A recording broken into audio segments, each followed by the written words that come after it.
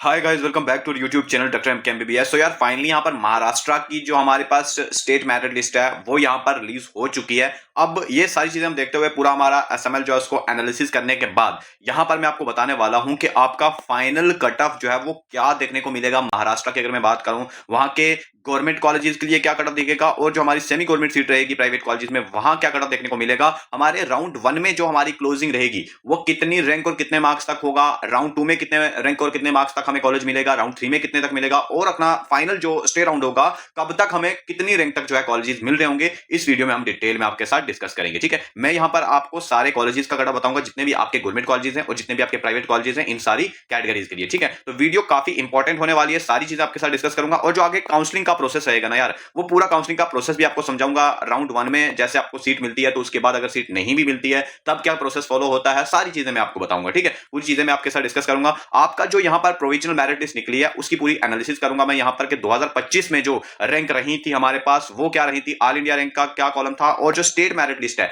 उसमें क्या रैंक रही थी और हमें कितनी रैंक तक जो है कॉलेजेस मिल जाएंगे इस बार 2026 में। ठीक है, तो लास्ट तक वीडियो देखना, सारी चीजें डिस्कस करूंगा और फिर कॉलेज वाइज कट ऑफ भी आपके साथ डिस्कस किया जाएगा। 2025 में क्या कट ऑफ था और इस बार 2026 में फिर यहां पर कितनी रैंक तक यहां पे ये सारे कॉलेजेस जो हैं मिल रहे होंगे। तो सारे कॉलेजेस की कट ऑफ की भी डिस्कशन यहां पर मैं आपके साथ कर रहा हूंगा। तो पहले जो है मैं आपके साथ डिस्कस कर लेता हूं कि आपकी जो प्रोविजनल मेरिट लिस्ट है यार उसको मैंने एनालिसिस किया है पूरा। तो अगर मैं कंपेयर करूं 2026 का 2025 के साथ तो क्या कंपैरिजन बैठता है। अगर मैं बात करूं 2025 की, जो हमारी स्टेट मेरिट लिस्ट आई थी ना उसमें जो रैंक 500 आई थी वो इस बार मतलब इस बार उस टाइम जो थी, मतलब अगर देखूं मैं 500 रैंक जो स्टेट मेरिट लिस्ट में लास्ट ईयर थी वो कहीं ना कहीं ऑल इंडिया रैंक कहीं ये थी कि 6199 ऑल इंडिया रैंक पे 500 हमारी स्टेट मेरिट रैंक आई थी। ठीक है, उसके बाद अगर देखूंगा मैं यहाँ पर 12702 पे 1000 यहाँ पर जो है हमारी स्टेट की रैंक आई थी। उसके बाद 19627 पे स्टेट की रैंक जो आई थी वो 1500 के आसपास आई थी। तो आप यहाँ पर देखेंगे अगर मैं 2026 की बात करूं, ये जो 500 रैंक आई है यार वो आप देखेंगे तो इस बार स्टेट की जो रैंक 500 आई है वो इस बार ऑल इंडिया रैंक जो रही है 7552 ऑल इंडिया रैंक पे ये वाली हमारे पास रैंक आई है। तो इस बार आप देखेंगे रैंक में डिफ्लेशन हुई है। अगर मैं रैंक देखूंगा कम आई है हमारे पास, अगर मैं स्टेट रैंक की बात करूं मतलब कम रैंक पे ऑल इंडिया रैंक देखेंगे कितनी ऑल इंडिया रैंक पे ये 500 आ गई है। पिछली बार जो है 6000 के आसपास आई थी, इस बार 7500 पे ये 500 स्टेट रैंक आ रही है। इसका मतलब क्या है कि इसका मतलब यह है कि आपका कट ऑफ जो ऑब्वियस सी बात है कम होने वाला है। कितना कम होगा मैं आपको सारा बताऊंगा। उसके बाद आप देखेंगे 14000 ऑल इंडिया रैंक जो थी इस बार 2026 में, उस बार जो स्टेट में रैंक आई है यार वो 1000 आई है और यहाँ पर 21000 रैंक के आसपास यहाँ पर 1500 हमारी स्टेट की रैंक आई है अगर आप देखेंगे। ठीक है, इसी तरह से आप चेक करें यहाँ पर बाकी जो रैंक्स हैं, आप यहाँ पे लास्ट पूरा चेक करो। इस लास्ट देखेंगे, लास्ट ईयर जो है ना 4000 जो स्टेट रैंक आई थी वो आई थी 49365 ऑल इंडिया रैंक पे। इस बार 4000 जो स्टेट रैंक आई है वो 53960 ऑल इंडिया रैंक पे आई है। काफी यहाँ पर देखेंगे डिफरेंस है, इस बार डिफ्लेशन हुई है रैंक में, तो इसका काफी ज्यादा हमें यहाँ पर फायदा दिखेगा। हमारा कट ऑफ जो है वो कम साइड जा सकता है, लोअर साइड जा सकता है। अब मैं आपको बताऊंगा कितनी रैंक पे क्लोजिंग होने वाली है, कितने मार्क्स पे क्लोजिंग होने वाली है अगर मैं गवर्नमेंट कॉलेजेस की बात करूं और प्राइवेट कॉलेजेस में सेमी गवर्नमेंट सीट की बात करूं। पहले एमबीबीएस की बात की जाएगी, फिर आपको बीडीएस का बताया जाएगा। एमबीबीएस बीडीएस का है ना, क्योंकि ये मेरिट लिस्ट जो है अब आगे जो है फिर आयुष के कोर्सेज भी कितनी रैंक तक मिल जाएंगी वो भी आपको यहाँ पर बता दूंगा। ठीक है, तो आगे बढ़ते हैं और अब हम कट ऑफ बताते हैं कि कट ऑफ कितना आपको देखने को मिलने वाला है। ठीक है, लेकिन उससे पहले मैं आपको बता दूं, अगर कोई हमारी पेड मेंटोरशिप के अंडर है कि आगे का काउंसलिंग का प्रोसेस करना चाहता है, आगे की चॉइस फिलिंग करना चाहता है, किसी को नहीं समझ आ रहा है कैसे ये सारा प्रोसेस करना है, मेरी रैंक के अकॉर्डिंग कौन कौन से कॉलेजेस मुझे मिलेंगे, ठीक है, मेरी रैंक पे जो है कौन से राउंड में कॉलेज मिलेगा, आपकी कैटेगरी के अकॉर्डिंग, आपकी स्टेट रैंक के अकॉर्डिंग मैं आपको सारा प्रेडिक्ट करके दूंगा और बेस्ट वाली प्रेफरेंसेस भी आपकी रैंक के अकॉर्डिंग तैयार करके दूंगा। ठीक है, और आगे हर एक राउंड के लिए बेस्ट स्ट्रेटजी बताऊंगा ताकि आपकी रैंक पर अच्छे से अच्छा कॉलेज आ सके, बेस्ट वाला कॉलेज आपको मिल सके। ठीक है, अगर कोई एक कोर्स के लिए आपको काउंसलिंग की पूरी गाइडेंस चाहिए तो आप ये वाला प्लान ज्वाइन कर सकते हैं, और अगर आपको मल्टीपल कोर्सेज की काउंसलिंग में पूरा मतलब मेंटोरशिप चाहिए एमबीबीएस के साथ बीडीएस आयुष पीवीएस ये सब काउंसलिंग के लिए, स्टेट कोटा इंडिया कोटा दोनों के लिए, तो आप ये वाला प्लान ज्वाइन कर सकते हैं। और कोई इंडिया में कहीं भी प्राइवेट एमबीबीएस ढूंढ रहा है लो मार्क्स में लो बजट पे, तो वो ये वाला प्लान ज्वाइन करे। उसकी रैंक के अकॉर्डिंग हम आपको बताएंगे कहां कहां ऑप्शन जो है बन सकते हैं, कैसे वहां ऑप्शन की काउंसलिंग करनी है, रजिस्ट्रेशन कैसे करनी है, चॉइस फिलिंग कैसे करनी है, सारा कुछ आपको बताएंगे। रिपोर्टिंग प्रोसेस तक डॉक्यूमेंट सारा हर एक स्टेप पर हम गाइड कर रहे होंगे। ठीक है, ज्वाइन करने के लिए व्हाट्सएप पे कांटेक्ट कर सकते हो। तो चलिए अब बात कर लेते हैं जो मेन यहाँ पर टॉपिक है कि यार कट ऑफ फिर यहाँ पे कितना जो है हमारा जाने वाला है। देखो मैं राउंड वाइज बात करूंगा पहले, तो क्योंकि राउंड 1 की हमारी मेरिट लिस्ट आई है तो मैं यहाँ पर राउंड 1 का जो कट ऑफ है वो पहले बताऊंगा, फिर आपको बताऊंगा फाइनल जो है क्या रैंक रह सकती है लास्ट राउंड तक, जो है कितने रैंक तक हमें लास्ट कोई ना कोई कॉलेज मिल जाएगा उसकी भी यहाँ पर मैं बात कर रहा हूँ। ठीक है, पहले मैं बात कर लेता हूँ आपके गवर्नमेंट कॉलेजेस की कट ऑफ की। ठीक है, फिर मैं सेमी गवर्नमेंट की तरफ भी आऊंगा। पहले गवर्नमेंट कॉलेजेस की कट ऑफ जो हम डिस्कस कर लेते हैं। तो ओपन कैटेगरी की अगर मैं बात करूं यार, ठीक है, तो ओपन में जो अगर मैं फर्स्ट राउंड की बात करूं, पहले मैं यहाँ पर फर्स्ट राउंड की बात करूंगा, फिर आगे के राउंड्स की भी यहाँ पर बात होगी, ठीक है। फर्स्ट राउंड इसलिए इंपॉर्टेंट है क्योंकि अभी आप फर्स्ट राउंड की काउंसलिंग करने जा रहे हो, तो इसलिए मैं आपको पहले फर्स्ट राउंड की बताऊंगा, फिर आगे इसी ही वीडियो में बताऊंगा कि लास्ट राउंड तक कितनी रैंक तक हमें सीट मिल जाएगी, ठीक है। अब अगर मैं बात करूं यहाँ पर फर्स्ट राउंड में, यहाँ पर मैं लिखूंगा आपकी जो है ऑल इंडिया रैंक, ठीक है, ऑल इंडिया रैंक लिखूंगा, और यहाँ पर मैं आपकी स्टेट मेरिट रैंक जो है वो लिखूंगा, ठीक है। अब बात करते हैं ओपन की। देखो ओपन जो कैटेगरी है यार, इसमें फर्स्ट राउंड में जो आपकी सीट मिलेगी वो कितनी रैंक तक मिल जाएगी, ऑल इंडिया रैंक की बात करूं तो जो आपका रहेगा यहाँ पर 42,429 ऑल इंडिया रैंक आपकी अगर होगी तो ओपन में आपको सीट मिल जाएगी, अगर मैं ऑल इंडिया की बात करूं। और अगर स्टेट रैंक आपकी कहीं ना कहीं जो इस बार इस ऑल इंडिया रैंक पे आई है वो 3385 जो है स्टेट रैंक है हमारी, इसमें हमें फर्स्ट राउंड में सीट मिल जाएगी, ठीक है। हो सकता है ये 3395 तक भी पहुंच जाए, 4000 तक भी जो जिनकी रैंक है वो एक्सपेक्ट कर सकते हैं, बट ज्यादा सेफ की अगर मैं बात करूं तो ये वाली रैंक रहेगी अगर मैं फर्स्ट राउंड की बात करूं। क्या यहां पर कहानी खत्म हो जाती है? नहीं, ये कट ऑफ आप लास्ट राउंड तक जाते जाएंगे तो काफी ज्यादा यहां पर ये रैंक ऊपर जाएगी। मैं बताऊंगा आपको नियरली 50,000 रैंक तक भी टच करने वाली है, और उससे ऊपर भी जाएगी, मैं आपको क्लियरली बताऊंगा। अभी तो मैं पहले राउंड की बात कर रहा हूं ना, पहले राउंड में कट ऑफ तो ऑब्वियस सी बात है ज्यादा जाती है, ठीक है। उसके बाद अगर मैं बात करूं ओबीसी कैटेगरी की, ठीक है, तो ओबीसी में यार आपकी अगर मैं यहां पर ऑल इंडिया रैंक की बात कर लूं तो कहीं ना कहीं 47,000 तक आपकी रैंक होगी, अगर ऑल इंडिया रैंक, तो आपको सीट मिल जाएगी 47,000 ऑल इंडिया रैंक पे, ठीक है। और अगर मैं बात करूं ईडब्ल्यूएस कैटेगरी की, तो ईडब्ल्यूएस में गवर्नमेंट कॉलेजेस हमें जो है इस बार कहीं ना कहीं 66,000 और 200 के आसपास आपको सीट मिल रही होगी, अगर आपकी इतनी रैंक है फर्स्ट राउंड में ही आपको सीट मिल जाएगी, ठीक है। उसके बाद जो मतलब स्टेट मेरिट की बात करूं, स्टेट में कितनी रैंक मिल जाएगा, तो यार यहाँ पे 5,000 और यहाँ पे 550 के आसपास आपकी स्टेट रैंक होगी तो आपको सीट मिल सकती है। उसके बाद अगर मैं बात करूं एससी कैटेगरी की, तो एससी कैटेगरी में कितनी रैंक तक आपको सीट मिल जाएगी यार, आपकी अगर एससी में यहाँ पे 1 लाख और 53,000 के आसपास आपकी रैंक है, ठीक है, 53,000 के आसपास रैंक है, 1 लाख और 53,000 के आसपास, तो फर्स्ट राउंड में आप सीट एक्सपेक्ट कर सकते हैं। उसके बाद ये फर्स्ट राउंड का कट ऑफ है अभी, ठीक है, फर्स्ट राउंड की बात चल रही है। इसमें अगर मैं एसटी की बात करूं तो एसटी में आपको कितनी रैंक तक सीट मिल रही होगी, तो इसमें भी मतलब बहुत कम मार्क्स पर सीट आपको मिल जाएगी, लगभग आपकी रैंक अगर कहीं ना कहीं 3 लाख और 35,000 के आसपास है तो फर्स्ट राउंड में ही आपको सीट मिल सकती है, ठीक है। ये हमारा फर्स्ट राउंड का है, अभी मैं फर्स्ट राउंड की बात कर रहा हूँ, सेकंड राउंड की भी बात करेंगे, अभी मैं सारी कैटेगरीज कवर कर रहा हूँ। फर्स्ट राउंड, ठीक है, फर्स्ट राउंड है, मैं बार बार बता रहा हूँ, ये फाइनल राउंड का नहीं है, क्योंकि फाइनल राउंड के कट ऑफ और भी कम होंगे और भी कम मार्क्स पर सीट मिलेंगी। एससी बीसी कैटेगरी जो है वो आपको फर्स्ट राउंड में कितनी रैंक तक मिल जाएगी, ऑल इंडिया रैंक की अगर मैं बात करूं तो यहाँ पर यार आपकी कहीं ना कहीं 49,000 तक आपकी रैंक है, तो आप जो है एससी बीसी कैटेगरी में फर्स्ट राउंड में सीट एक्सपेक्ट कर सकते हो, ठीक है। उसके बाद अगर बात कर लें यहाँ पर कि आपकी जो नेक्स्ट कैटेगरी है वीजेए कैटेगरी, जो है वीजेए कैटेगरी की जो कट ऑफ आपको देखने को मिलेगी वो कहीं ना कहीं 86,000 तक आपको वीजेए कैटेगरी में सीट मिल रही होगी, ठीक है, जिसकी भी 86,000 है वो फर्स्ट राउंड में आपको सीट मिल सकती है। उसके बाद अगर मैं बात करूं एनटीबी कैटेगरी की, तो एनटीबी में यार यहाँ पर आपको कट ऑफ जो देखने को मिलेगी 1 लाख और यहाँ पर 23,000 के आसपास ऑल इंडिया रैंक पे आपको सीट मिल जाएगी, ऑल इंडिया रैंक, ठीक है। उसके बाद अगर मैं बात करूं यहाँ पर एनटीसी कैटेगरी, तो एनटीसी में यहाँ पर यार आपकी 51,000 के आसपास रैंक पे आपको सीट मिल जाएगी फर्स्ट ही राउंड में, और एनटीडी में जो है यार आपको 45,000 तक जो है फर्स्ट राउंड में सीट आप एक्सपेक्ट कर सकते हो। ये तो आपका फर्स्ट राउंड का है। अभी मैं सेमी गवर्नमेंट की भी बात करूंगा, ठीक है, और यहाँ पे पहले मैं आपको सेमी गवर्नमेंट का भी फर्स्ट राउंड का बता देता हूं कि सेमी गवर्नमेंट में क्या सिनेरियो दिखेगा, ठीक है। तो यार सेमी गवर्नमेंट में अगर मैं फर्स्ट राउंड की बात करूं तो क्या यहाँ पर दिखेगा उसकी हम चर्चा कर लेते हैं, ठीक है। सेमी गवर्नमेंट, तो सेमी गवर्नमेंट जो है उसकी बात करते हैं कि फर्स्ट राउंड में क्या सिनेरियो दिखेगा, फिर लास्ट राउंड की भी यहाँ पर हम बात करेंगे, ठीक है। और काउंसलिंग का प्रोसेस भी आपको मेरे साथ में क्लियर करूंगा, आगे के राउंड में किस तरह से आपको जो है स्ट्रेटजी बनानी है ताकि कोई अच्छा कॉलेज आपको मिल सके। तो सेमी गवर्नमेंट एमबीबीएस की बात करूं, ओपन कैटेगरी की अगर बात कर लूं तो इसमें कितनी रैंक तक, कितनी ऑल इंडिया रैंक तक सेफ रहेगा, तो यार 81,000 तक आपकी रैंक है, तो सेमी गवर्नमेंट आप एक्सपेक्ट कर सकते हो फर्स्ट राउंड में ही, ठीक है। उसके बाद ओबीसी कैटेगरी की अगर मैं बात करूं तो ओबीसी में यहाँ पे आपको कहीं ना कहीं 82,000 के आसपास रैंक है, तो आप एक्सपेक्ट कर सकते हैं। उसके बाद अगर मैं ईडब्ल्यूएस तो यहाँ नहीं होगा। उसके बाद एससी कैटेगरी की अगर बात करूं तो एससी कैटेगरी में यार 1 लाख और 70,000 तक आपकी रैंक है, तो फर्स्ट राउंड में ही आप सीट एक्सपेक्ट करेंगे। और एसटी कैटेगरी की अगर बात करूं तो इसमें यार आपकी कहीं ना कहीं 3 लाख और 72,000 तक आपकी रैंक है, तो आप सेमी गवर्नमेंट जो है फर्स्ट राउंड में एक्सपेक्ट कर सकते हो। उसके बाद अगर मैं बात करूं SC BC category, semi government की बात चल रही है, ठीक है, सेमी गवर्नमेंट,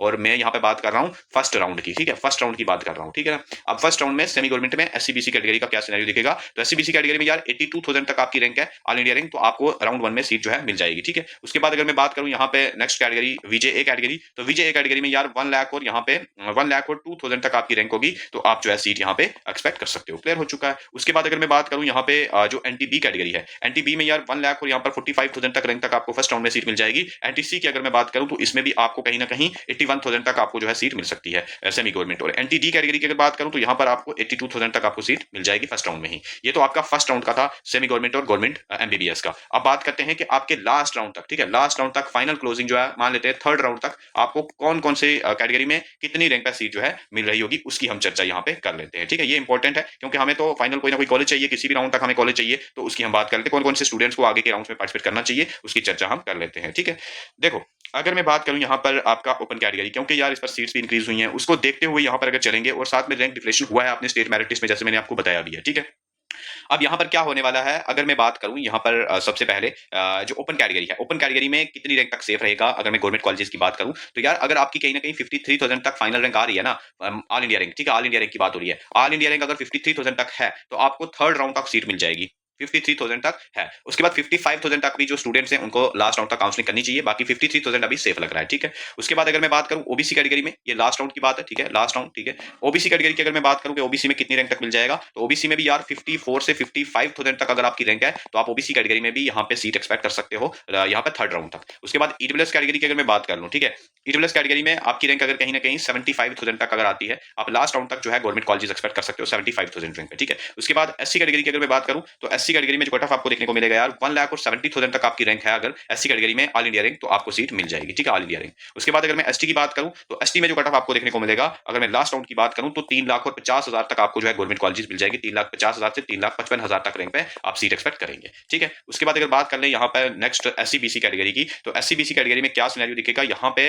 बहुत इंपॉर्टेंट है। अगर आप एसटी हो गया, अब मैं एससी बीसी की बात कर लेता हूँ, ठीक है। तो यार एससी बीसी जो कैटेगरी है इसकी कट ऑफ आपकी कहीं ना कहीं 60,000 तक जो है जाने वाली है एससी बीसी कैटेगरी में लास्ट राउंड तक, ठीक है। उसके बाद एनटीबी कैटेगरी जो है, एनटीबी कैटेगरी में अगर मैं बात करूं तो यहाँ पे जो है काफी कम कट ऑफ देखने को मिलता है, 1,35,000 तक आपकी रैंक है तो आप सीट एक्सपेक्ट करेंगे थर्ड राउंड तक, ठीक है। और अगर बात करें यहाँ पर एनटीसी कैटेगरी, तो एनटीसी कैटेगरी में भी आपको कहीं ना कहीं 60,000 से 62,000 तक रैंक पे आपको सीट मिल सकती है। एनटीडी कैटेगरी की अगर मैं बात करूं तो एनटीडी में यहाँ पे आपको जो कट ऑफ देखने को मिलेगा यार वो कहीं ना कहीं आपका 60,000 तक जा सकता है। और विजे ए कैटेगरी जो है, विजे ए कैटेगरी में 1 लाख तक आपकी रैंक है तो आप सीट एक्सपेक्ट करेंगे लास्ट राउंड में 1 लाख तक, ठीक है। 1 लाख से 1 लाख और 5,000 तक रैंक है तो आप लास्ट राउंड तक जाइए, आपको सीट मिल सकती है गवर्नमेंट मेडिकल कॉलेजेस में। उसके बाद अगर मैं बात करूं सेमी गवर्नमेंट कॉलेजेस की, सेमी गवर्नमेंट में क्या सिनेरियो दिखेगा, तो यहां पर मैं आपके साथ सेमी गवर्नमेंट की भी बात कर लेता हूं कि लास्ट राउंड तक किस किस को सेमी गवर्नमेंट मिल जाएगा, ठीक है।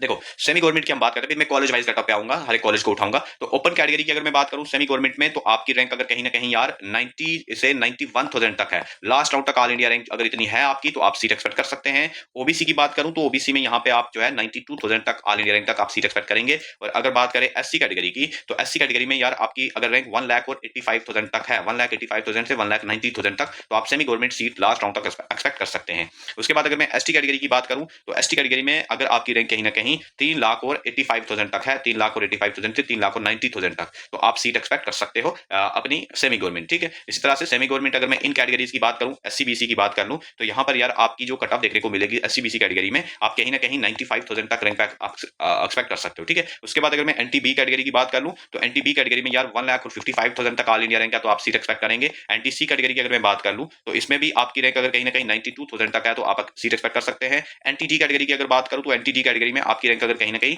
95,000 तक है तो आप सीट एक्सपेक्ट करेंगे। और अगर मैं बात करूं यहाँ पर नेक्स्ट बात कर लेते हैं इसमें, क्योंकि आईक्यू कोटा जो रहता है उसकी अगर मैं और विजय कैटेगरी की बात करूं तो विजय कैटेगरी जो रहती है यार 1 लाख और 10,000 से 1 लाख और 15,000 तक आपकी रैंक है तो आप सीट एक्सपेक्ट कर सकते हैं। बाकी आईक्यू कोटा में तो आपको जो है आपका क्वालिफाइंग मार्क्स पे भी आपको सीट्स मिल रही होंगी। अब अगर मैं बात करूं यहाँ पर जो ये तो हो गया government MBBS, semi government MBBS last round तक, फिर इस तरह से बीडीएस की बात करेंगे। और जो अगर मैं एमबीबीएस के कॉलेजेस की बात करूं, ठीक है, कॉलेज वाइज कट ऑफ आपको क्या देखने को मिलेगा, ठीक है। जैसे हमारे पास जीएस मेडिकल कॉलेज मुंबई का क्या रहेगा, बीजे मेडिकल कॉलेज पुणे का क्या रहेगा, इस तरह से तिलक मेडिकल कॉलेज मुंबई, सारे कॉलेजेस का इनका कट ऑफ क्या देखने को मिलेगा उसकी चर्चा हम कर लेते हैं। बट यहाँ पे जो है ना थोड़ा सा आपको काउंसलिंग का भी आपको बता देते हैं कि काउंसलिंग आगे के राउंड्स में आपको करनी कैसे है, पहले वो समझ लो, इंपॉर्टेंट है, ठीक है। देखो यहाँ पर मैं आपको क्लियरली सारी चीजें क्लियर करता हूँ आगे का क्या स्टेप रहेगा। देखो आपकी क्योंकि यहाँ पर मेरिट लिस्ट निकल चुकी है, ठीक है, अब आपको आगे फाइनल मेरिट लिस्ट निकलेगी, ऑब्जेक्शंस जो आएंगे उसके बाद, ठीक है, जब वो निकल जाएगी तो आपको चॉइस फिलिंग करनी है। आप चॉइस फिलिंग जब आप कर देते हो राउंड 1 की, उसमें अपनी रैंक के अकॉर्डिंग आपको कॉलेजेस डालने हैं, तो उसके लिए आप हमारी पेड काउंसलिंग भी ज्वाइन कर सकते हो जिसमें हम आपको पूरा गाइड करते हैं। तो चलो यहाँ पर मैं आपको बता देता हूँ, जब आपका राउंड 1 कंप्लीट होता है ना, राउंड 1 में जो आपको सीट मिलती है, मैं वहां से स्टार्ट करता हूँ। आपने जब चॉइस फिलिंग कर देंगे तो राउंड 1 जो है आपका वहां पर सीट आपको अलर्ट होगी या नहीं होगी, आगे की बात करते हैं। जब आपको राउंड 1 में सीट अलर्ट हो जाती है, ठीक है, यहाँ पर मतलब मान लेते हैं कि कैप राउंड 1 में अगर सीट अलर्ट, सबसे पहले मान लेते हैं कि आपको सीट अलर्ट नहीं होती है, ठीक है, अगर सीट आपको अलर्ट नहीं होती है तो कैंडिडेट डायरेक्टली फर्दर राउंड के लिए एलिजिबल हो जाता है, वो मतलब आगे के राउंड में डायरेक्टली जा सकता है राउंड 2 में, ठीक है।